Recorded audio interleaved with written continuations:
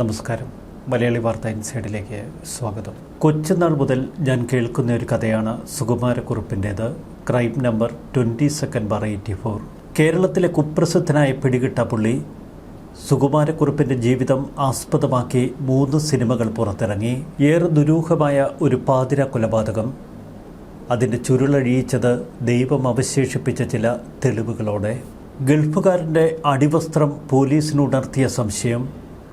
മറ്റൊന്ന്, സുകുമാരക്കുറുപ്പ് മരിച്ച് തൊട്ടടുത്ത ദിവസം ഭാര്യ വീട്ടിലെ ആ കോഴിക്കറി. 1984 മുതൽ കഴിഞ്ഞ 42 വർഷമായി കേരളം അന്വേഷിക്കുന്ന സുകുമാരക്കുറുപ്പ്. തിരുവനന്തപുരം ആലപ്പുഴ ദേശീയപാത NH-47 ഹരിപ്പാട് നിന്ന് ആലപ്പുഴയ്ക്ക് വടക്ക് 6 കിലോമീറ്റർ അകലെ കരുവാറ്റ എന്ന പ്രദേശം. അവിടെ കുട്ടപ്പൻ നായർ എന്ന വ്യക്തിക്ക് ഹരി ടാക്കീസ് എന്നൊരു സിനിമാശാലയുണ്ട്. അക്കാലത്ത് സിനിമാ തിയേറ്ററുകളിൽ ഫിലിം റെപ്രസെൻറ്റേറ്റീവുമാർ പതിവായെത്തും. സെക്കൻഡ് ഷോ കഴിഞ്ഞ് കണക്കുകൂട്ടി വിതരണ കമ്പനിക്ക് കണക്ക് സമർപ്പിക്കേണ്ടതുണ്ട് ഫിലിം റെപ്രസെൻറ്റേറ്റീവിന്. ഫിലിം റെപ്രസെൻറ്റേറ്റീവ് NJ ചാക്കോയുടെ വീട് ആലപ്പുഴയിലാണ്. ഭാര്യ ഗർഭിണിയായതുകൊണ്ട് എല്ലാ ദിവസവും ആലപ്പുഴയിലെത്തണമെന്ന ആഗ്രഹം ചാക്കോയ്ക്ക്. കരുവാറ്റയിലെ തിയേറ്റർ ഉടമയോട് ഒരാഴ്ച കൂടി സിനിമ പ്രദർശിപ്പിക്കാൻ ചാക്കോ അഭ്യർത്ഥിക്കുന്നു. മറ്റൊരു ചിത്രവുമായി കരാറുണ്ടെങ്കിലും കുട്ടപ്പൻ നായർ എന്ന തിയേറ്റർ ഉടമ ചാക്കോയുടെ അഭ്യർത്ഥന സ്വീകരിച്ചു. അങ്ങനെ പതിവ് പോലെ രാത്രി 10 മണി സെക്കൻഡ് ഷോയുടെ ടിക്കറ്റ് ക്ലോസ് ചെയ്ത് കണക്കെടുത്ത ശേഷം ചാക്കോ ആലപ്പുഴയിലേക്ക് പോകാനിറങ്ങി. കുട്ടപ്പൻ നായരുടെ മകൻ ശ്രീകുമാറും ഒപ്പമുണ്ട്. രാത്രി 8 മണി കഴിഞ്ഞാൽ ദേശീയപാതയിൽ നിന്ന് ഒരു ബസ് ലഭിക്കുക അത്ര എളുപ്പമല്ല. ബസ് കിട്ടാൻ വലിയ ബുദ്ധിമുട്ടാണ്. പിറ്റേന്ന് പോയാൽ മതി എന്ന് ശ്രീകുമാർ ചാക്കോയോട് പറയുന്നു. എന്നാൽ ചാക്കോയെ അലട്ടിയ 2 വിഷയങ്ങൾ. ഭാര്യ ഗർഭിണിയാണ്, മറ്റൊന്ന് പിറ്റേന്ന് തങ്ങളുടെ വിവാഹ വാർഷികം. ജനുവരി 22 ഞായറാഴ്ച ഞങ്ങളുടെ വിവാഹ വാർഷികം. ചാക്കോ അത് പറയുമ്പോൾ ചാക്കോയുടെ കണ്ണുകൾക്ക് പ്രത്യേക തിളക്കം. വിവാഹ വാർഷികത്തിന് അർത്തുങ്കൽ പള്ളിയിൽ ഭാര്യയെ കൊണ്ടുപോകണം, അതിനുശേഷമേ തിയേറ്ററിൽ എത്തൂ എന്ന് ശ്രീകുമാറിനോട് ചാക്കോ പറയുന്നു. 6 മാസം ഗർഭിണിയായ ഭാര്യയുടെ അടുക്കലേക്ക് ഓടിയെത്താൻ ആഗ്രഹിക്കുന്ന ചാക്കോ. ഒടുവിൽ ചാക്കോ ഒരു പരീക്ഷണത്തിന് തീരുമാനിച്ചു. ഏതെങ്കിലും ഒരു വണ്ടിക്ക് കൈ കാണിച്ച് കയറാം എന്ന് കരുതി. കരുവാറ്റ TB ഹോസ്പിറ്റൽ ജംഗ്ഷനിലെ കടയിൽ നിന്നും ചായ കുടിച്ച് ഒരു വണ്ടിക്ക് വേണ്ടി ചാക്കോ കാത്തുനിന്നു. ഞായറാഴ്ച ചാക്കോ തിയേറ്ററിലെത്തിയില്ല. തൊട്ടടുത്ത ദിവസം തിങ്കളാഴ്ചയും ചാക്കോ തിയേറ്ററിലെത്തിയില്ല. അന്ന് ആലപ്പുഴ SD കോളേജിൽ വിദ്യാർത്ഥിയായിരുന്നു ശ്രീകുമാർ. ചാക്കോയെ അന്വേഷിച്ച് ജനുവരി 24 സനാതനം വാർഡിലെ കണ്ടത്തിൽ വീട്ടിലെത്തി. അതേസമയം ചാക്കോയുടെ സഹോദരൻ ചാക്കോയെ അന്വേഷിച്ച് കുട്ടപ്പൻ നായരുടെ വസതിയിലെത്തുന്നു. ഇതോടെ 30കാരനായ ചാക്കോയെ കാണാനില്ല എന്ന വസ്തുത ഇരു വീട്ടുകാരും മനസ്സിലാക്കി. അവർ പോലീസിൽ പരാതി നൽകി. അന്ന് ഹരി ടാക്കീസിൽ പ്രദർശിപ്പിച്ചുകൊണ്ടിരുന്ന സിനിമയുടെ പേരും കെണി. ചെങ്ങന്നൂർ ചെറിയനാട് പുത്തൻവീട്ടിൽ ശിവരാമക്കുറുപ്പിന് 1946 ജനിച്ച മകന്റെ പേര് ഗോപാലകൃഷ്ണപിള്ള. സാമ്പത്തികമായും സാമൂഹികമായും ഉയർന്ന നിലയിലുള്ള രാഷ്ട്രീയ ഉദ്യോഗസ്ഥ തലങ്ങളിൽ വലിയ ബന്ധമുള്ള കുടുംബം. നല്ല ഉയരമുള്ള സുമുഖനും ആരോഗ്യവാനുമായിരുന്നു അയാൾ. ചെങ്ങന്നൂർ ക്രിസ്ത്യൻ കോളേജിൽ നിന്ന് പ്രീ ഡിഗ്രി എടുത്തു. തുടർന്ന് ഇന്ത്യൻ ആർമിയുടെ മെഡിക്കൽ കോർപ്സ് വിഭാഗത്തിൽ ചേർന്നു. പൂനെയിൽ ജോലി ചെയ്യുന്ന കാലത്ത് നാട്ടുകാരിയായ ട്രെയിനി നേഴ്സ് സരസമ്മയുമായി പ്രണയം. ഗോപാലകൃഷ്ണപിള്ളയുടെ അമ്മയുടെ തറവാട്ടിലെ ജോലിക്കാരിയുടെ മകളായിരുന്നു അവൾ. അതുകൊണ്ട് തന്നെ വീട്ടുകാർ ആ ബന്ധം എതിർത്തു. എങ്കിലും ഗോപാലകൃഷ്ണപിള്ള മാങ്കുട്ടയിലെ അമ്പലത്തിൽ വെച്ച് തൻ്റെ വീട്ടുകാരുടെ അറിവോ സമ്മതമോ ഇല്ലാതെ സരസമ്മയെ അങ്ങ് വിവാഹം ചെയ്തു. അക്കാലത്ത് ഗൾഫിൽ നിറയെ ജോലി സാധ്യതകൾ. പണം തേടി ഗൾഫിലേക്ക് ഒഴുകുന്ന നിരവധി മലയാളികൾ. നേഴ്സായ ഭാര്യയുമൊത്ത് ഗൾഫിലേക്ക് പോകാൻ ഗോപാലകൃഷ്ണപിള്ളയ്ക്ക് വലിയ ഭൂതി. സേനയിൽ നിന്ന് അവധിയെടുത്തു തുടർന്ന് മുങ്ങി. സ്പെഷ്യൽ ബ്രാഞ്ചിലെ ഉദ്യോഗസ്ഥരെ സ്വാധീനിച്ച് ഗോപാലകൃഷ്ണപിള്ള മരിച്ചു എന്ന റിപ്പോർട്ട് ആർമിയിലേക്ക് അയച്ചു. പിന്നീടാണ് സുകുമാരക്കുറുപ്പ് എന്ന പേരിൽ ഒരു പാസ്പോർട്ട് എടുക്കുന്നത്. തുടർന്ന് അബുദാബിയിലെ മറൈൻ ഓപ്പറേറ്റിംഗ് കമ്പനിയിൽ ജോലി നേടി. അങ്ങനെ പുതിയ സുകുമാരക്കുറുപ്പിൻ്റെ പിറവി. സുകുമാരക്കുറുപ്പ് സരസമ്മയെയും അബുദാബിയിലേക്ക് കൂട്ടിക്കൊണ്ടുപോയി. അവർക്ക് സ്വകാര്യ ആശുപത്രിയിൽ നേഴ്സായി ജോലി കിട്ടി. അക്കാലത്ത് കുറുപ്പിനും ഭാര്യയ്ക്കും കൂടി അബുദാബിയിൽ പ്രതിമാസം 500,000 രൂപ ശമ്പളം. വീട്ടുകാർക്ക് താല്പര്യമില്ലാത്ത വിവാഹം. അതുകൊണ്ട് തന്നെ ബന്ധുക്കളിൽ നിന്ന് ഏറെ അകന്ന് കഴിയുകയായിരുന്നു സുകുമാരക്കുറുപ്പും സരസമ്മയും. മെഡിക്കൽ കോളേജിനടുത്ത് വണ്ടാനത്തൊരു പുതിയ വീട് പണിയാൻ സുകുമാരക്കുറുപ്പ് തീരുമാനിച്ചു. വീട്ടുകാരുടെ മുന്നിൽ നല്ല തലയെടുപ്പ് വേണം. ഒരു 2 നില വീട് പണി തുടങ്ങി തൊട്ടു പിന്നാലെ KLY 5959 എന്ന നമ്പറുള്ള ഒരു കാറും സുകുമാരക്കുറുപ്പ് സ്വന്തമാക്കി. ഗൾഫിലെ ജോലിയിലൂടെ പണം സമ്പാദിച്ച് ആലപ്പുഴയിൽ സ്ഥിരതാമസത്തിനുള്ള പദ്ധതിയും സുകുമാരക്കുറുപ്പ് ഇതിനിടയിൽ തയ്യാറാക്കി. ഏതെങ്കിലും വിധത്തിൽ പെട്ടെന്ന് പണക്കാരനാകണം. അതായിരുന്നു സുകുമാരക്കുറുപ്പിൻ്റെ ഏറ്റവും വലിയ ആഗ്രഹം. പണം തട്ടാൻ പുതിയ മാർഗങ്ങൾ അയാൾ തേടിക്കൊണ്ടിരുന്നു. ഒരു ഇംഗ്ലീഷ് മാസികയിൽ വന്ന റിപ്പോർട്ട് സുകുമാരക്കുറുപ്പിൻ്റെ കയ്യിൽ കിട്ടി. ജർമ്മനിയിൽ ഇൻഷുറൻസ് തുക തട്ടിയെടുക്കാൻ ഒരാളെ കൊന്ന് കാറിലിരുത്തി കത്തിച്ച സംഭവമായിരുന്നു അത്. ഇതിൻ്റെ ഭാഗമായി 3 ലക്ഷം ദിർഹത്തിൻ്റെ ഇൻഷുറൻസ് പോളിസി കുറിപ്പെടുക്കുന്നു. അക്കാലത്ത് ഏതാണ്ട് 30 ലക്ഷം രൂപ വരുമതിന്. ഇൻഷുറൻസ് എടുത്തു. ഇനി പദ്ധതി നടപ്പിലാക്കണം. കമ്പനിയിൽ അയാളുടെ ഏറെ വിശ്വസ്തനായിരുന്നു ചാവക്കാട് സ്വദേശിയായ ഓഫീസ് ബോയ് ഷാഹുവിനോട് ഈ പദ്ധതിയെക്കുറിച്ച് പറയുന്നു. വലിയ തുക കയ്യിൽ കിട്ടുമെന്നും അതിലൊരു ഭാഗം ഷാഹുവിന് നൽകാമെന്നും കുറുപ്പിൻ്റെ വാക്കുകൾ. അങ്ങനെ ഷാഹു കുറുപ്പിന് ആവേശം കൊടുത്തു. സരസമ്മയുടെ സഹോദരി ഭർത്താവ് ഭാസ്കരപിള്ളയ്ക്കും കുറുപ്പൊരു കത്തയച്ചു. പണത്തോട് വലിയ ആർത്തിയുള്ള മനുഷ്യനായിരുന്നു ഭാസ്കരപിള്ളയോടൊരു പഴയ കാറ് വാങ്ങാൻ കുറുപ്പ് ആവശ്യപ്പെടുന്നു. അങ്ങനെ 8000 രൂപയ്ക്ക് പഴയൊരു അംബാസഡർ കാർ ഭാസ്കരപിള്ള വാങ്ങി. KLQ 7831. തുടർന്ന് നാട്ടിൽ നിന്ന് ഭാസ്കരപിള്ള കുറുപ്പിനൊരു ടെലിഗ്രാം അയക്കുന്നു. അമ്മയ്ക്ക് രോഗം കൂടുതലാണെന്നും അത്യാവശ്യമായി നാട്ടിലെത്തണമെന്നുമാണ് അതിലുള്ള സന്ദേശം. കുറുപ്പും ഷാഹുവും അങ്ങനെ ഒരേ വിമാനത്തിൽ തിരുവനന്തപുരം വിമാനത്താവളത്തിൽ വന്നിറങ്ങി. എന്നാൽ സരസമ്മയും 2 മക്കളും അബുദാബിയിൽ തന്നെ തുടർന്നു. നാട്ടിലെത്തിയ കുറുപ്പിനും ഷാഹുവിനും പദ്ധതി വിജയിപ്പിക്കണമെങ്കിൽ ഒരു മൃതദേഹം വേണം. ആലപ്പുഴ മെഡിക്കൽ കോളേജിൽ ഒരു പരിചയക്കാരനുണ്ട്. അയാൾ വഴി ഒരു മൃതദേഹം സംഘടിപ്പിക്കാം എന്ന പദ്ധതി. തുടർന്ന് ഭാസ്കരപിള്ളയെയും കൂട്ടി ആലപ്പുഴ ആശുപത്രി മോർച്ചറിയിലെത്തുന്നു. മോർച്ചറിയിൽ നിന്ന് ഒരു മൃതദേഹം ലഭിക്കുക എളുപ്പമല്ല എന്ന് പരിചയക്കാരൻ പറഞ്ഞു. ഇതോടെ ഏതെങ്കിലും ഒരു സിമിത്തേരിയിൽ നിന്ന് മൃതദേഹം കുഴിച്ചെടുക്കാനുള്ള പദ്ധതി അവർ തയ്യാറാക്കി. അതിനും രക്ഷയില്ല. ജനുവരി 21 കുറുപ്പ് ഷാഹു ഭാസ്കരപിള്ള എന്നിവരുമായി ഈ വിഷയത്തിലൊരു ചർച്ച നടത്തുന്നു. തുടർന്ന് ഭാസ്കരപിള്ള തന്നെ നിർദ്ദേശം മുന്നോട്ട് വെച്ചു. ആരെയെങ്കിലും തട്ടിക്കൊണ്ടുപോയി നമുക്ക് കൊലപ്പെടുത്താം. അങ്ങനെയാണ് 4മതൊരാൾ ഈ സംഘത്തിലേക്ക് വന്നെത്തുന്നത്. ഏറെ വിശ്വസ്തനായ ഡ്രൈവർ പൊന്നപ്പൻ. പിന്നീട് കുറുപ്പിനെ ചതിച്ചതും ഇതേ പൊന്നപ്പൻ തന്നെ. എല്ലാവരും രാത്രി 8 മണിയോടെ ഹരിപ്പാടുള്ള ഒരു റെസ്റ്റോറൻറ്റിൽ ഒത്തുകൂടി. കൽപ്പകവാടിയിൽ.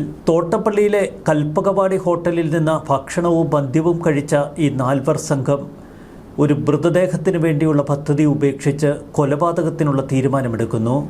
തുടർന്ന് 2 കാറുകളിലായി ഇരുവശങ്ങളിലേക്കും ഈ സംഘം പുറപ്പെടുന്നു. ഒരു കാറിൽ കുറുപ്പ് ഒറ്റയ്ക്ക്, മറ്റേ കാറിൽ ഭാസ്കരപിള്ളയും ഷാഹുവും പൊന്നപ്പനാണ് കാർ ഓടിക്കുന്നത്. ഡ്രൈവർ സീറ്റിനരികിലെ സീറ്റ് ഒഴിച്ചിട്ടു. പുറകുവശത്ത് ഭാസ്കരപിള്ളയും ഷാഹുവും. ദേശീയപാതയിൽ തെക്കോട്ട് ഏതാണ്ട് ഒച്ചിറ വരെ പോയി നോക്കി. ആരെയും കിട്ടിയില്ല. അവർ തിരികെ ആലപ്പുഴയിലേക്ക് തിരിച്ചു. പാതിരാത്രിയോടടുത്ത് വീണ്ടും തോട്ടപ്പള്ളിയിൽ നിന്ന് വീണ്ടും ഹരിപ്പാട് ദിശയിലേക്ക് പോകുമ്പോൾ ഇതാ 6 അടി പൊക്കമുള്ള ഒത്ത ആരോഗ്യമുള്ള ഒരാൾ വഴിയിൽ നിന്ന് കൈകാട്ടുന്നു. കരുവാറ്റ TB ജംഗ്ഷൻ അടുത്ത് വെച്ച് വാഹനങ്ങൾക്ക് കൈകാട്ടുകയാണ് അയാൾ. റോഡിലേക്ക് വാഹനങ്ങൾക്ക് വേണ്ടി കൈകാട്ടുന്ന അയാളെ കണ്ടപ്പോൾ ഈ സംഘം ഒരു കാര്യം ഉറപ്പിച്ചു: ഉയരം കൊണ്ട് ചേരും. പെട്ടെന്ന് തന്നെ ആലപ്പുഴ ദിശയിലേക്ക് വണ്ടി അങ്ങ് തിരിച്ചു. ചാക്കോ KLY 5959 കൈ കാണിക്കുന്നു. പൊന്നപ്പൻ വണ്ടി നിർത്തി. ആലപ്പുഴയിൽ ഇറക്കാം എന്ന് ഭാസ്കരപിള്ളയുടെ വാഗ്ദാനം. തുടർന്ന് അയാളെ അകത്ത് കയറ്റി. തനിക്കും ഷാഹുവിനും നടുവിലിരുത്തുകയാണ് ഭാസ്കരപിള്ള ചെയ്തത്. വാഹനത്തിൽ കയറിയയാൾ സ്വയം പരിചയപ്പെടുത്തി: ഞാൻ ചാക്കോ, ഫിലിം റെപ്രസെൻറ്റേറ്റീവാണ്. ഭാര്യ ഗർഭിണിയാണ്. നാളെ ഞങ്ങളുടെ വിവാഹ വാർഷികം. ആലപ്പുഴ വീട്ടിലേക്ക് പോകാനാണ് ഈ രാത്രി പുറപ്പെട്ടത്.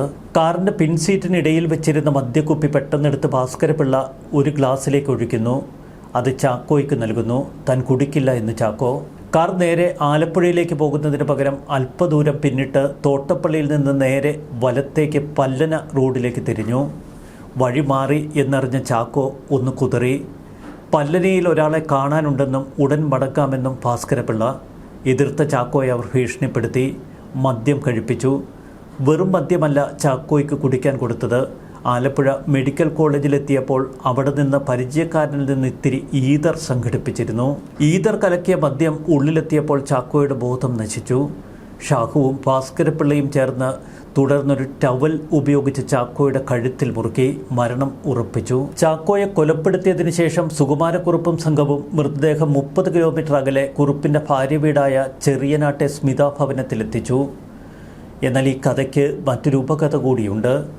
കൊലപാതകത്തിന് ആദ്യഘട്ടത്തിൽ സുകുമാരക്കുറുപ്പ് അനുകൂലമായിരുന്നില്ല എന്നാണ് പോലീസിലെ ഒരു വിഭാഗം അന്വേഷണ ഉദ്യോഗസ്ഥർ പറയുന്നത്. ഭാസ്കരപിള്ളയുടെയും ഷാഹുവിൻ്റെയും നിർബന്ധമായിരുന്നു ഇത്തരമൊരു കൊലപാതകം. സ്മിത ഭവനത്തിൽ മൃതദേഹം എത്തിക്കുന്നു. തുടർന്ന് മൃതദേഹത്തിൽ കുറുപ്പ് തൻ്റെ ലുങ്കിയും ഷർട്ടും ധരിപ്പിച്ചു. അവിടെ കുളിമുറിയിൽ വെച്ച് മൃതദേഹത്തിൻ്റെ മുഖവും തലയും പെട്രോൾ ഒഴിച്ച് വികൃതമാക്കി കത്തിച്ചു.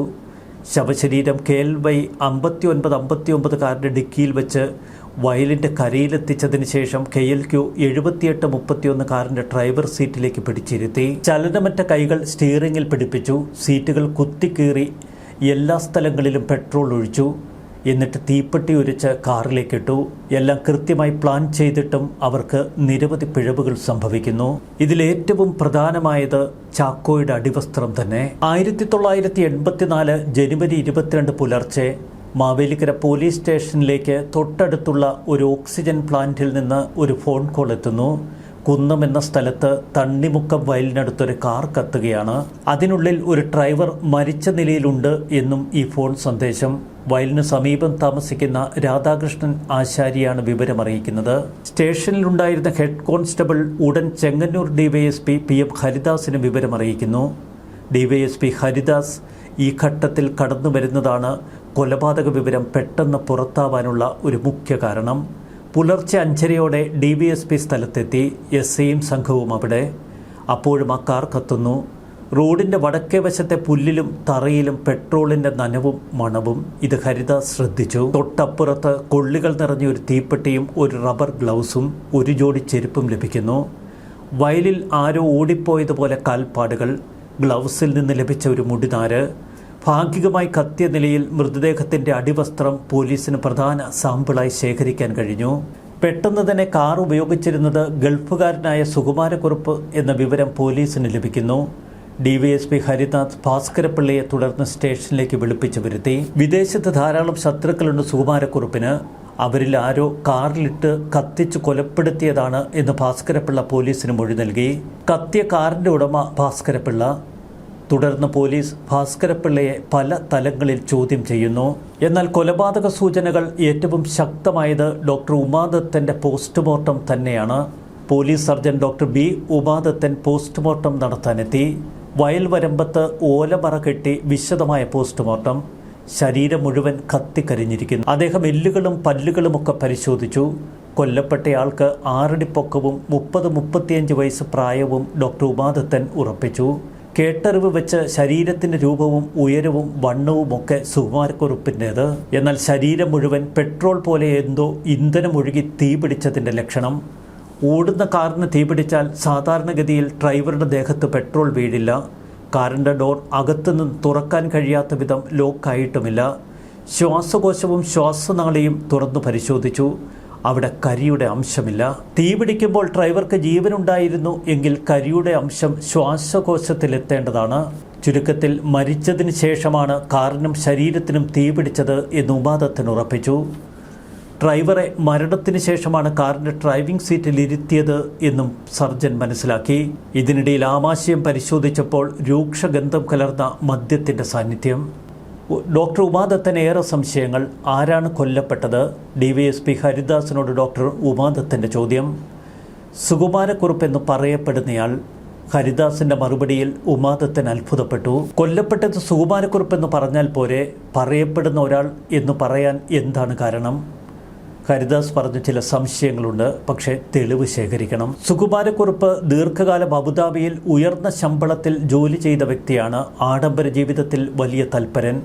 നാട്ടിൽ വീട്, ആലപ്പുഴയിലെ പുതിയ 2 നില വീടിൻ്റെ നിർമ്മാണം. അപകടം നടക്കുമ്പോൾ മുൻപ് സഞ്ചരിച്ച കാറിന് പുറമെ മറ്റൊരു കാർ കൂടി വാങ്ങിയിട്ടുണ്ട് എന്ന വിവരവും പോലീസിന് ലഭിച്ചു. എന്നാൽ കാറിൻ്റെ ഡ്രൈവിംഗ് സീറ്റിൽ കത്തിക്കരിഞ്ഞ നിലയിൽ ഇരിക്കുന്ന മൃതദേഹം ധരിച്ചിരിക്കുന്ന അടിവസ്ത്രം. സുകുമാരക്കുറുപ്പ് ആഡംബരപ്രിയനാണ്. എപ്പോഴും വാച്ച്, മോതിരം എന്നിവയൊക്കെ ധരിച്ചാണ് നടക്കുന്നത്.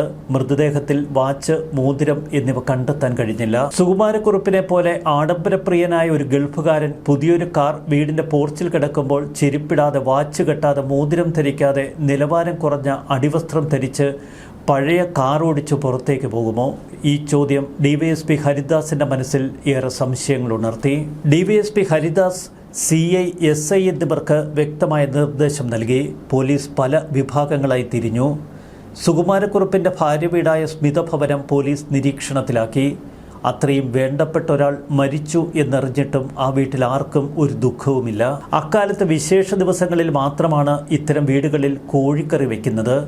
സ്മിത ഭവനിൽ അന്ന് കോഴിക്കറി വെച്ചിരിക്കുന്നു. വീട്ടിലെ കുളിമുറി കയറി പരിശോധിച്ച പോലീസ് മാറാലകൾ കരിപിടിച്ചതായി കണ്ടെത്തി. മറ്റൊരു വിവരത്തിലേക്കുള്ള തുടക്കം. സുകുമാരക്കുറുപ്പ് കൊല്ലപ്പെട്ടു. Case number 2284. പോലീസ് ഏറെ ജാഗ്രതയിലായി. ഭാസ്കരപിള്ളയെ പോലീസ് സ്റ്റേഷനിലേക്ക് വിളിപ്പിക്കുന്നു. വെള്ള ഷർട്ടും മുണ്ടും ധരിച്ചാണ് ഭാസ്കരപിള്ള നേരെ പോലീസ് സ്റ്റേഷനിലെത്തിയത്. ഡിവൈഎസ്പി ഹരിദാസിനെ കണ്ടപ്പോൾ ആകെ പതർച്ച. മുഴുക്കയ്യൻ ഉടുപ്പിന്റെ കൈകൾ താഴ്ത്തി ബട്ടൺ ധരിച്ചിരിക്കുന്നു. ഭാസ്കരപിള്ള ആരും നിർദ്ദേശിക്കാതെ തന്നെ അന്വേഷണ ഉദ്യോഗസ്ഥനായ ഹരിദാസിനെ കണ്ടപാടെ കൈകൂപ്പി വണങ്ങി. തുടർന്ന് സ്റ്റേഷന്റെ മൂലയിലേക്ക് പതുങ്ങി മാറി നിന്നു. സാധാരണ കുറ്റവാളികൾക്കാണ് ഇത്തരം ശരീരഭാഷ. സംശയം തോന്നിയ ഹരിദാസ് ഭാസ്കരപിള്ളയെ അകത്തേക്ക് വിളിപ്പിച്ചു. ഷർട്ടിന്റെ കൈകൾ മുകളിലേക്ക് തെറുത്ത് കയറ്റാൻ ആവശ്യപ്പെട്ടു. അപ്പോൾ ഭാസ്കരപിള്ളയ്ക്ക് മടി.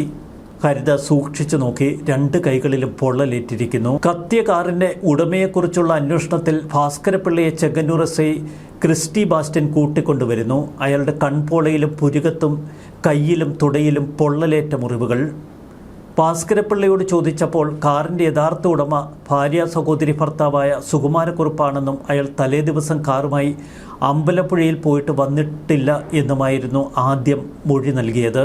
പിന്നീട് അപകടത്തിൽ കാറിനുള്ളിൽ വെച്ച് മരിച്ചതാകാമെന്ന മൊഴി. പിന്നീട് ശത്രുക്കൾ കൊലപ്പെടുത്തിയതാവാം എന്ന് മൊഴി മാറ്റി പറഞ്ഞു. ഭാസ്കരപിള്ളയുടെ ദേഹത്തെ പൊള്ളലുകളെക്കുറിച്ച് ഹരിദാസ് ചോദിച്ചപ്പോൾ ഭാസ്കരപിള്ള അടിമുടി വിറച്ചു. വെളുപ്പിന് തണുപ്പകറ്റാൻ തീ കാഞ്ഞപ്പോൾ തീപ്പൊരി പൊട്ടിത്തെറിച്ച് ശരീരത്തിൽ പൊള്ളലേറ്റതാണ് എന്ന മറുപടി. എന്നാൽ ഇത്തരം തീപ്പൊള്ളലുകൾ തുടയിലും ഉൾക്കാലുകൾക്കിടയിലുമൊന്നും വരില്ലല്ലോ എന്ന് ഹരിദാസിന്റെ ചോദ്യം. അപ്പോഴതാ ഭാസ്കരപിള്ള പിന്നെയും മൊഴി മാറ്റി. ചൂടുവെള്ളം പാത്രത്തോടെ എടുത്തപ്പോൾ അബദ്ധത്തിൽ തട്ടിമറിഞ്ഞ് കയ്യിലും കാലിലുമൊക്കെ വീണതാണ് എന്നാക്കി വിശദീകരണം. ഒടുവിൽ ഭാസ്കരപിള്ള പെട്ടു എന്ന ഘട്ടത്തിലെത്തി. അപ്പോൾ അയാൾ പുതിയ മൊഴിയുമായി ഹരിദാസിന്റെ മുന്നിൽ.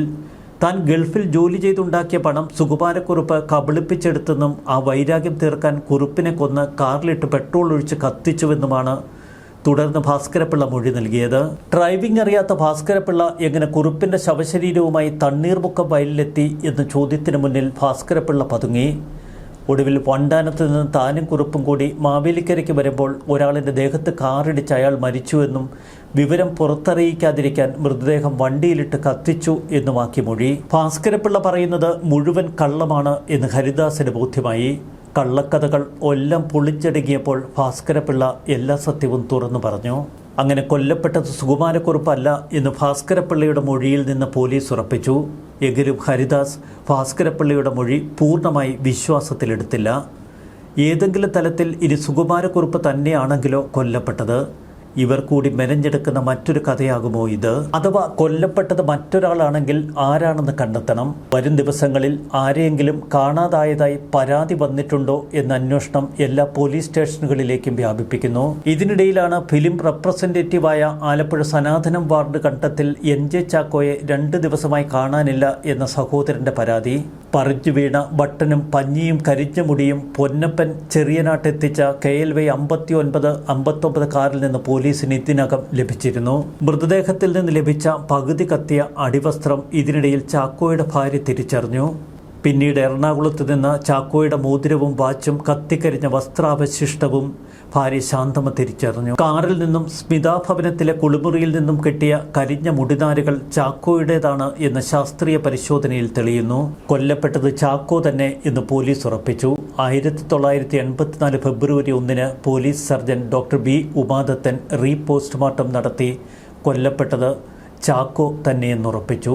തലയോട്ടി സൂപ്പർ ഇമ്പോസിഷൻ നടത്തുന്ന അത്യപൂർവ പരിശോധനയായിരുന്നു അക്കാലത്ത് ഡോക്ടർ ഉമാദത്തൻ നടത്തിയത്. കാർ കത്തിയ സ്ഥലത്തു നിന്ന് കിട്ടിയ ഗ്ലൗസിലെ മുടിനാരുകൾ ഭാസ്കരപിള്ളയുടേതാണ് എന്ന് ശാസ്ത്രീയ പരിശോധനയിൽ തെളിഞ്ഞു. ആലുവയിലെ അലങ്കാർ ലോഡ്ജ്, മദ്രാസിലെ ന്യൂലാൻഡ്സ് ലോഡ്ജ്, ഭൂട്ടാനിലെ എൻട്രി പെർമിറ്റുള്ള അപേക്ഷ എന്നിവയിലെ കൈപ്പടകൾ സുകുമാരക്കുറുപ്പിൻ്റേതാണ് എന്ന് തിരിച്ചറിഞ്ഞു. പിന്നീട് പോലീസ് സുകുമാരക്കുറുപ്പ് കടന്ന അതേ വഴിയിലൂടെ ഏറെ ദൂരം സഞ്ചരിക്കുന്നു. മറുവശത്ത് ഗൂഢാലോചനയെക്കുറിച്ച് പോലീസിന് മാത്രം അറിയാവുന്ന വസ്തുത കൊല്ലപ്പെട്ടത് സുകുമാരക്കുറുപ്പ് തന്നെ എന്ന് ബന്ധുക്കളിൽ ഭൂരിപക്ഷവും കരുതി. പോസ്റ്റ്മോർട്ടം കഴിഞ്ഞ മൃതദേഹം സംസ്കരിക്കാൻ വിട്ടുനൽകണമെന്നാവശ്യപ്പെട്ടവർ പോലീസിനെ സമീപിച്ചു. എന്നാൽ പോലീസ് കേസിൽ സംശയമുണ്ട്, മൃതദേഹം പെട്ടിയിലാക്കി മറവ് ചെയ്യുകയാണെങ്കിൽ വിട്ടു നൽകാം എന്ന നിലപാടെടുത്തു. ഭാസ്കരപിള്ള പോലീസ് കസ്റ്റഡിയിൽ സത്യം തുറന്നു പറയുമ്പോൾ മറുവശത്ത് സുകുമാരക്കുറുപ്പ് ആലുവയിലെ അലങ്കാർ ലോഡ്ജിലിരിക്കുന്നു. നാട്ടിൽ എന്തു നടക്കുന്നുവെന്നറിയാൻ സുകുമാരക്കുറുപ്പിന് പൂതി.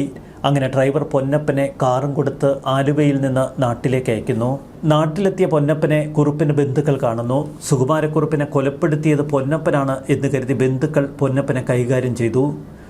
ഒടുവിൽ ചാവുമെന്ന നിലയിലെത്തിയപ്പോൾ പൊന്നപ്പൻ കൈകൂപ്പി എല്ലാ സത്യവും ബന്ധുക്കളോട് തുറന്നു പറഞ്ഞു. മരിച്ചത് കുറുപ്പല്ല, യാദൃശ്ചികമായി വണ്ടിയിടിച്ച് മരിച്ച ഒരാളെയാണ് തങ്ങൾ കത്തിച്ചത്. കുറുപ്പ് ആലുവയിലെ ലോഡ്ജിലുണ്ട് എന്നായി പൊന്നപ്പൻ. ബന്ധുക്കൾ ഈ വിവരം പക്ഷെ പോലീസിനെ അറിയിച്ചില്ല. എന്നാൽ അപ്പോഴും മരിച്ചത് സുകുമാരക്കുറുപ്പല്ല എന്ന് വിശ്വസിക്കാൻ പോലീസ് തയ്യാറായിരുന്നില്ല. പൊന്നപ്പൻ കുറുപ്പിന്റെ കാർ തിരികെ സ്മിതാഭവനത്തിലെത്തിച്ചു. അതിനുശേഷം ഭാസ്കരപിള്ളയുടെ ബന്ധുവായ മധുസൂദനൻ നായർക്കൊപ്പം ആലുവയിലേക്ക് മടങ്ങി. പൊന്നപ്പൻ ആലുവയിലെ ലോഡ്ജിലേക്ക് ഫോൺ ചെയ്ത് കുറുപ്പുമായി നാട്ടിലെ വിശേഷങ്ങൾ പങ്കുവച്ചു. കുറുപ്പ് നിർദ്ദേശിച്ചതനുസരിച്ച് ആലപ്പുഴ ഇരുമ്പുപാലം പോസ്റ്റ് ഓഫീസിൽ നിന്ന് അബുദാബിയിലെ കമ്പനിയിലേക്കും സരസമ്മയ്ക്കും കുറുപ്പ് വാഹനാപകടത്തിൽ കൊല്ലപ്പെട്ടു എന്ന ടെലിഗ്രാമും അയച്ചു. ഇതിനിടയിൽ ഭാസ്കരപിള്ളയെ പോലീസ് കസ്റ്റഡിയിലെടുത്തു എന്ന വാർത്ത അറിഞ്ഞ് സുകുമാരക്കുറുപ്പ് നേരെ മാവേലിക്കരയിലെത്തുന്നു. മാവേലിക്കര റെയിൽവേ സ്റ്റേഷനിലെത്തി ഈരേഴയിലെ ബന്ധുവീട്ടിലേക്ക് കുറുപ്പ്. ഭാസ്കരപിള്ളയെ രക്ഷിക്കാനുള്ള ശ്രമങ്ങൾ ബന്ധുക്കളെ ചേർത്ത് കുറുപ്പ് നടത്തുന്നു. പോലീസിന് ഒരുവിധത്തിലും സ്വാധീനിക്കാൻ കഴിയില്ല എന്ന് ബന്ധുക്കൾ കുറുപ്പിനോട് പറഞ്ഞു. വലിയ സ്വാധീനമുള്ള ബന്ധുക്കൾ ഒത്തുകൂടി കുറുപ്പിനോട് കീഴടങ്ങാൻ നിർദ്ദേശം മുന്നോട്ട് വച്ചു. പോലീസ് കേസിൽ നിന്ന് കുറുപ്പിനെ രക്ഷിച്ചെടുക്കാമെന്ന വാഗ്ദാനമാണ് അവർ നൽകിയത്. എന്നാൽ വിശ്വസിക്കാൻ കുറുപ്പ് തയ്യാറല്ല. തുടർന്നൊരു ബന്ധു ഏർപ്പെടുത്തിയ ഓട്ടോറിക്ഷയിൽ കയറി മാവേലിക്കര റെയിൽവേ സ്റ്റേഷനിലെത്തി കൊല്ലത്തേക്ക് ട്രെയിൻ കയറി. പൊന്നപ്പനെയും കൂട്ടിയായിരുന്നു കുറുപ്പിൻ്റെ യാത്ര. അവിടെ നിന്ന് ഭൂട്ടാനിലേക്ക് പുറപ്പെട്ടു. ഭൂട്ടാനിൽ എൻട്രി പെർമിറ്റിന് സുകുമാരക്കുറുപ്പ് പ്രേംകുമാർ എന്ന പേരിൽ അപേക്ഷ നൽകുന്നു. പൊന്നപ്പൻ സത്യൻ എന്ന പേരിലും. ഭൂട്ടാനിൽ വലിയ രക്ഷയില്ല. ഒടുവിൽ 10 ദിവസങ്ങൾക്ക് ശേഷം കുറുപ്പും പൊന്നപ്പനും മദ്രാസിലേക്ക് മടങ്ങി. അവിടെ ഒരു ലോഡ്ജിൽ മുറിയെടുത്തു. നാട്ടിൽ പോയി പണം സംഘടിപ്പിക്കാം എന്ന് പറഞ്ഞ് കുറുപ്പ് പൊന്നപ്പനെ അവിടെയാക്കി മാവേലിക്കരയിലേക്ക് വീണ്ടും പുറപ്പെടുന്നു. മാവേലിക്കരയിലെത്തിയ സുകുമാരക്കുറുപ്പിനോട് പോലീസ് അന്വേഷണം ശക്തമാണ് എന്ന് ബന്ധുക്കൾ പറയുന്നു. മാവേലിക്കരയിൽ ഒരു ബന്ധു അയാളുടെ ചെറിയനാട്ടെ വീട്ടിലെത്തി ഭാര്യയുടെ കയ്യിൽ നിന്നും പണം വാങ്ങി കുറുപ്പിനെ ഏൽപ്പിച്ച് എത്രയും പെട്ടെന്ന് സ്ഥലം വിടാൻ നിർദ്ദേശം വെച്ചു. കുറുപ്പ് കൊട്ടാരക്കര റെയിൽവേ സ്റ്റേഷനിൽ പണവുമായി എത്തി. അവിടെ നിന്ന് പൊള്ളാച്ചിയിലേക്ക് പോകും എന്ന് ബന്ധുവിനോട് പറഞ്ഞു. ഇതിനിടയിൽ മദ്രാസിൽ കുറുപ്പിനെ കാത്തിരുന്നു മടുത്ത പൊന്നപ്പൻ ഗതികെട്ട് നാട്ടിലെത്തി. ചങ്ങനാശ്ശേരിയിൽ നിന്ന് ആലപ്പുഴയ്ക്ക് ബോട്ടിൽ കയറുമ്പോൾ പൊന്നപ്പനെ ഒരാൾ തിരിച്ചറിയുന്നു. തുടർന്ന് പോലീസിൽ വിവരമറിയിച്ചു. പൊന്നപ്പൻ പോലീസ് പിടിയിലായി. പോലീസിന് മുന്നിൽ കൈകൂപ്പി നടന്നതൊക്കെ പൊന്നപ്പൻ തുറന്നു പറഞ്ഞു. കൊട്ടാരക്കരയിൽ നിന്ന് മദ്രാസിലേക്ക് പോയ കുറുപ്പ് അവിടെ നിന്ന് മധ്യപ്രദേശിലെ ഇറ്റാർസിയിൽ ഒരു ബന്ധുവീട്ടിലെത്തുന്നു. അവിടെ ഒരാഴ്ച താമസിച്ചതിന് ശേഷം ബോംബെയിലെ ബന്ധുവീട്ടിൽ ചെന്നു. അവിടെ അബുദാബിയിൽ ജോലി ചെയ്തിരുന്ന സാഖ് എന്നയാളെ കണ്ടു. അന്വേഷണ ഉദ്യോഗസ്ഥനായ ഹരിദാസ് ഇതൊക്കെ പിന്നീട് കണ്ടെത്തി. ബോംബെയിൽ നിന്ന് സുകുമാരക്കുറുപ്പിന്റെ ഒരു കത്ത് വീട്ടിലേക്ക്. പഞ്ചാബിലേക്ക് ജോലിക്ക് പോകുന്നുവെന്നായിരുന്നു വീട്ടിലേക്ക് എഴുതിയ കത്ത്. എന്നാൽ കത്ത് പോലീസ് എത്തും മുൻപേ വീട്ടുകാർ നശിപ്പിച്ചു. പിന്നീട് നാളിതുവരെ കുറുപ്പിനെ പലയിടങ്ങളിൽ വെച്ച് കണ്ടു എന്ന് നിരവധി ദൃക്സാക്ഷികളുടെ മൊഴി. രാജ്യത്തിന്റെ പല ഭാഗത്തും കേരളത്തിന്റെ പല ഭാഗങ്ങളിലുമായി കുറുപ്പുമായി സാദൃശ്യമുള്ള നിരവധി പേരെ കണ്ടു എന്നാണ് പലരും പോലീസിന് മൊഴി നൽകിയത്. 2008 സൗദി അറേബ്യയിൽ ഒരു മതസ്ഥാപനത്തിൽ ജോലി ചെയ്തിരുന്നത് സുകുമാരക്കുറുപ്പാണ് എന്ന് കേരളത്തിലെ പോലീസ് അന്വേഷണ സംഘം പിന്നീട് കണ്ടെത്തി. അയാളുടെ നമ്പർ കണ്ടെത്തി നിരീക്ഷണത്തിലാക്കി. സുകുമാരക്കുറുപ്പിന്റെ ബന്ധുക്കളുമായി ഈ ഫോണിൽ നിന്ന് നിരന്തരം ബന്ധമുണ്ടായിരുന്നു എന്ന സത്യം പോലീസ് തിരിച്ചറിഞ്ഞു. വിളിക്കുന്നയാൾ സുകുമാരക്കുറുപ്പ് എന്ന് 99% തങ്ങൾ ഉറപ്പിച്ചുവെന്നാണ് പോലീസ് അന്വേഷണ സംഘം പറയുന്നത്. കുറുപ്പിനും ഭാര്യയ്ക്കും വീട്ടിലേക്ക് വരുന്ന എല്ലാ കത്തുകളും പിന്നീട് പോലീസ് പൊട്ടിച്ചു പരിശോധിച്ചു. കുറുപ്പിന്റെ വീട്ടുകാരുടെയും ബന്ധുക്കളുടെയും ഒക്കെ ഫോണുകൾ നിരീക്ഷിച്ചു. കുറുപ്പിന്റെ ഭാര്യ താമസിക്കുന്ന വീട്ടിൽ തെങ്ങ് ഗവേഷണ കേന്ദ്രത്തിലെ ഉദ്യോഗസ്ഥൻ എന്ന പേരിൽ പോലീസ് ഏജന്റ് സ്ഥിരമായി തങ്ങി. ബന്ധുക്കളിൽ നിന്ന് വിവരം ശേഖരിക്കുകയായിരുന്നു പോലീസിന്റെ ലക്ഷ്യം. കുറുപ്പിന്റെ വിവാഹം 2010 നവംബർ 12 തിരുവല്ല ശ്രീവല്ലഭ ക്ഷേത്രത്തിൽ. വിവാഹത്തിന് കുറുപ്പെത്തും എന്ന് പോലീസ് ഉറപ്പിക്കുന്നു. മകന്റെ വിവാഹ ക്ഷണക്കത്തിലെ ഇംഗ്ലീഷ് കാർഡിന് പേരിന് പിന്നിൽ ലേറ്റ് എന്നില്ലാതിരുന്നത് ഉദ്യോഗസ്ഥരുടെ പ്രതീക്ഷ കൂട്ടി. എന്നാൽ കുറുപ്പെന്ന വമ്പൻ സ്രാവിനെ അവിടെ പിടികൂടാൻ പോലീസിന് കഴിഞ്ഞില്ല. ചാക്കോ കൊല്ലപ്പെടുമ്പോൾ ഭാര്യ ശാന്തമ്മ 6 മാസം ഗർഭിണിയായിരുന്നു. അച്ഛൻ്റെ മുഖം കാണാനാകാത്ത മകൻ ജിതിൻ ജനിച്ചു. സാധാരണഗതിയിൽ ഒരു 10 വർഷം കഴിഞ്ഞ് പ്രതിയെ കണ്ടെത്താൻ കഴിയുന്നില്ല എങ്കിൽ കേസ് ക്ലോസ് ചെയ്യുകയാണ് പതിവ്. അതനുസരിച്ച് കുറുപ്പിന്റെ കേസും പോലീസ് ക്ലോസ് ചെയ്തു. എന്നാൽ എപ്പോൾ വേണമെങ്കിലും അത് റീഓപ്പൺ ചെയ്യാം. കാറിനുള്ളിൽ മൃതദേഹം കണ്ടെത്തിയതിന് ശേഷമുള്ള ഏറെ വിലപിടിച്ച 3 ദിവസങ്ങൾ പോലീസ് പാഴാക്കി. അതിനുള്ള വിലയാണ് സുകുമാരക്കുറുപ്പ് എന്ന കൊടും കുറ്റവാളിയുടെ മുന്നിൽ. കുറുപ്പ് വേഷപ്രച്ഛന്നനായി വിദേശത്തെവിടെയോ കഴിയുകയായിരുന്നുവെന്നാണ് പൊതുവെ കേരളം വിശ്വസിക്കുന്നത്. കേരളത്തിൽ പല സ്ഥലങ്ങളിലും സുകുമാരക്കുറുപ്പിനോട് സാദൃശ്യമുള്ളവരെ പോലീസും നാട്ടുകാരുമൊക്കെ ചേർന്ന് പലവട്ടം പിടികൂടി ചോദ്യം ചെയ്തിട്ടുണ്ട്. പക്ഷേ അവരാരും കുറുപ്പായിരുന്നില്ല. ഭൂട്ടാൻ, ആൻഡമാൻ, ഭോപ്പാൽ, ഗ്വാളിയർ, ഡൽഹി എന്നിവിടങ്ങളിലൊക്കെ പോലീസ് സംഘം കുറുപ്പിനെ അന്വേഷിച്ചെത്തി. ഹിമാലയത്തിലെ സന്യാസിയെ ഒരിക്കൽ പോലീസ് ചോദ്യം ചെയ്തു. ബീഹാർ ആശുപത്രിയിലെത്തിയ ജോഷി എന്ന വ്യക്തി കുറുപ്പ് തന്നെയെന്ന് രത്നമ്മ എന്ന നേഴ്സ് ഉറപ്പിച്ചു പറയുന്നു. മുംബൈയിലെ തെരുവുകളിലും ഹരിദ്വാറിലെ സന്യാസിമാർക്കിടയിലും ആശുപത്രികളിൽ രോഗബാധിതനായി എത്തുന്ന അനാഥർക്കിടയിലും കുറുപ്പിനെ സ്ഥിരമായി തേടി കേരള പോലീസ്. 1989 മുതൽ ലോങ് പെൻഡിംഗായി ക്രൈംബ്രാഞ്ചിന്റെ 16/89 ഫയൽ. സംസ്ഥാന ഫോറൻസിക് ലബോറട്ടറി ഡയറക്ടറായ ഡോക്ടർ മുരളി കൃഷ്ണയുടെ കുറിപ്പുകൾ വിശ്വസിക്കാമെങ്കിൽ സുകുമാരക്കുറുപ്പ് ഇപ്പോൾ ജീവിച്ചിരിക്കാനുള്ള സാധ്യത കുറവാണ്. അതുതന്നെയാണ് കേരളത്തിലെ പോലീസ് പറയുന്നത്. 2 തവണ ഹൃദയസ്തംഭനം സംഭവിച്ച വ്യക്തിയാണ് കുറുപ്പ്. ഉത്തർപ്രദേശിലെ ആശുപത്രിയിലെ ചികിത്സാരേഖകൾ പരിശോധിച്ചപ്പോൾ കുറുപ്പ് കടുത്ത രോഗിയെന്ന് ബോധ്യപ്പെട്ടിരുന്നു. കുറുപ്പാണോ എന്ന് തിരിച്ചറിയാൻ 25-ലേറെ മൃതദേഹങ്ങൾ കേരള പോലീസ് പരിശോധിച്ചു. വിശ്രമമില്ലാതെ ഓടിച്ചാടി ഒളിച്ചു നടക്കാൻ അയാളുടെ ആരോഗ്യസ്ഥിതി അനുവദിക്കുന്നില്ല എന്നാണ് കേരള പോലീസിന്റെ നിരീക്ഷണം. ഇതേ കുറുപ്പ് ബ്രൂഡയിൽ ജീവിച്ചിരിക്കുന്നു എന്ന പേരിൽ വലിയ വാർത്താ വിസ്ഫോടനമാണ് കഴിഞ്ഞ 2 ദിവസമായി കേരളത്തിൽ സംഭവിച്ചത്. എന്നാൽ അതും സുകുമാരക്കുറുപ്പല്ല, തൃശൂർ സ്വദേശിയായ ദാമോദരമേനോൻ എന്ന അദ്ദേഹത്തിൻ്റെ ബന്ധുക്കൾ. ചാക്കോയെ കൊലപ്പെടുത്തിയ പൈനുമൂട് കുന്നം കൊല്ലംകടവ് റോഡരികിലെ പാടശേഖരം. ഇന്ന് പാടശേഖരത്തിന്റെ പേര് ചാക്കോ പാടം എന്നാണ്. കൊല്ലപ്പെടുമ്പോൾ എൻജോ ചാക്കോ എന്ന തങ്കച്ചന് 32 വയസ്സ് മാത്രം പ്രായം. ട്രാവൻകൂർ ഓക്സിജൻ ഫാക്ടറിയിലെ ലാൻഡ് ഫോണിൽ നിന്ന് കുന്നം കിഴക്കടത്ത് വീട്ടിൽ രാധാകൃഷ്ണനാണ് കുന്നം പാടത്ത് കാർ കത്തുന്ന വിവരം മാവേലിക്കര പോലീസ് സ്റ്റേഷനിലേക്ക് രാത്രി വിളിച്ചു പറയുന്നത്. രാധാകൃഷ്ണൻ കിഴക്കേടത്ത് നിന്ന് ജീവിച്ചിരിപ്പില്ല. പോലീസ് രേഖകൾ പ്രകാരം സുകുമാരക്കുറുപ്പ് ഇപ്പോൾ ജീവിച്ചിരിപ്പുണ്ടെങ്കിൽ 79 വയസ്സ് പ്രായം. കത്തിയ കാറിന്റെ എഞ്ചിൻ ഭാഗം മാവേലിക്കര പോലീസ് സ്റ്റേഷൻ വളപ്പിൽ വടക്കു പടിഞ്ഞാറ് ഭാഗത്തായി ഏറെക്കാലം മതിലിനോട് ചേർന്ന് തൊണ്ടി മുതലായി കിടന്നിരുന്നു. പിന്നീട് അതും തുരുമ്പെടുത്ത് നശിച്ചു. ചാക്കോ കൊലക്കേസ് ആസ്പദമാക്കി 3 സിനിമകൾ. 1984 മെയ് 19 പുറത്തിറങ്ങിയ NH-47 എന്ന സിനിമയായിരുന്നു ആദ്യം. 2016 ഓഗസ്റ്റ് 18 പുറത്തിറങ്ങിയ അടൂർ ഗോപാലകൃഷ്ണന്റെ പിന്നെയും. ദിലീപ്, കാവ്യ മാധവൻ, വിജയരാഘവൻ എന്നിവർ പ്രധാന വേഷങ്ങളിൽ അഭിനയിച്ചു. 2021 നവംബർ 12 റിലീസ് ചെയ്ത കുറുപ്പാണ് 3ാമത്തെ ചിത്രം. ശ്രീനാഥ് രാജേന്ദ്രൻ സംവിധാനം ചെയ്ത സിനിമയിൽ ദുൽഖർ സൽമാൻ കുറുപ്പായി എത്തി. സുകുമാരക്കുറുപ്പ് വിദേശത്തുണ്ട് എന്ന അഭ്യൂഹത്തിന് സ്ഥിരീകരണമില്ല എന്ന് കേരളത്തിന്റെ ആഭ്യന്തരമന്ത്രി രമേശ് ചെന്നിത്തല പറയുന്നു. സുകുമാരക്കുറുപ്പിന്റെ കഥ അത് വല്ലാത്തൊരു കഥയാണ്. ന്യൂസ് ഡെസ്ക് മലയാളി വാർത്ത ഇൻസൈറ്റ്.